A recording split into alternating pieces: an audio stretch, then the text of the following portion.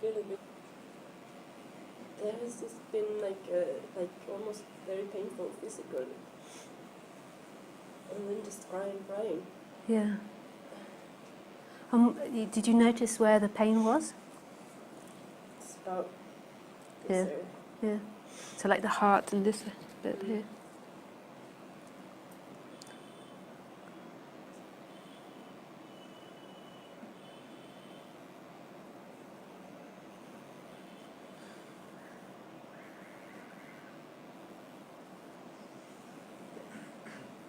And it comes up, like it goes up, Yeah. and then I strongly feel it here.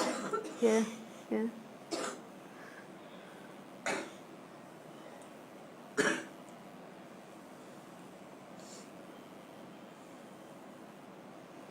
It's love that what you want.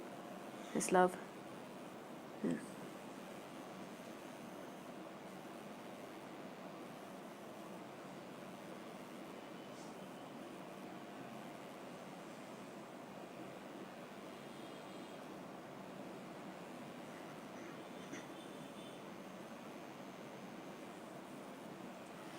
I remember going through so many stages of rejecting that and going towards it. Like, I remember being angry with love, like, and rejecting it for ages, pushing it away.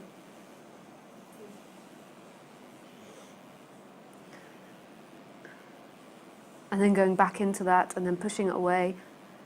And it's what happens is the heart has to become so open, so willing to die in every moment, and so willing to endure the pains of this world. Like there comes a point where there is a surrender, a complete surrender. It's not your surrender. It's not something you can do. You can't will yourself to surrender, but it just surrenders to this, to the fact that you can't make it happen. You can taste it, it's so close, but you can't make it happen, and yet you long for it. And I can understand that when thinking and listening about peace of mind, that's very relaxing, because your attention goes away from that longing in the body, but that longing will still be there underneath. That's what I noticed. Yeah. But the peace of mind will help you settle, and it will help the mind settle, but the longing for that love will always be there. Every human will long for love their whole entire life.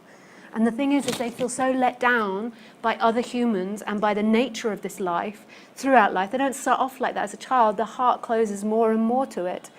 And it's the staying open that's the important part.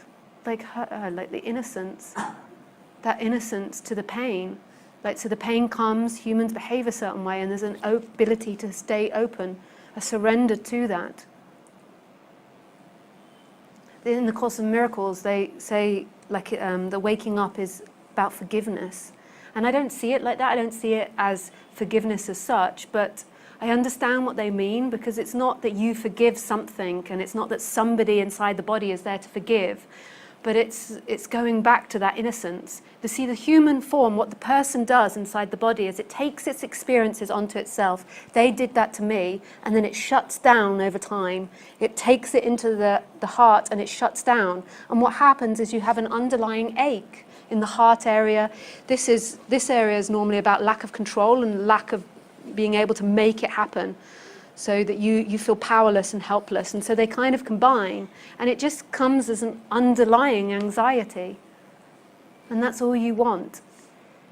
So what I would suggest is, if you resonate with the peace, like the peace of mind, that's also nice, but also just give yourself some time to feel that heartache, to feel your heart being broken by this world.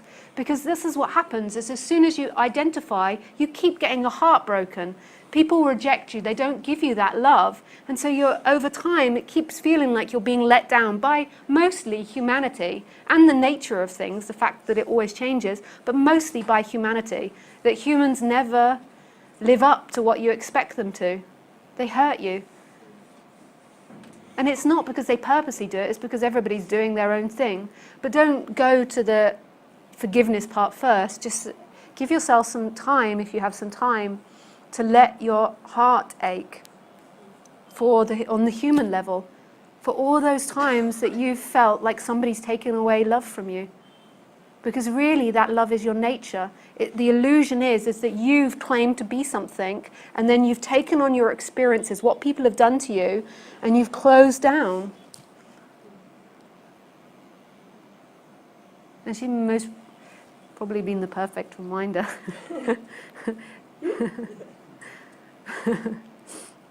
That ability to fall off the bike and then they're like, yeah, that innocence. And give yourself some time to speak it out, like speak what you've been hurt by, because that energy's been held in there. Like just acknowledge it, just bring it to consciousness, to the conscious level, because normally it's all unconscious. We're not, in the thought world, we're not aware of it. The body's aware of it, but there's no consciousness of it. But this is more of an energetical thing. It doesn't have to be very heady.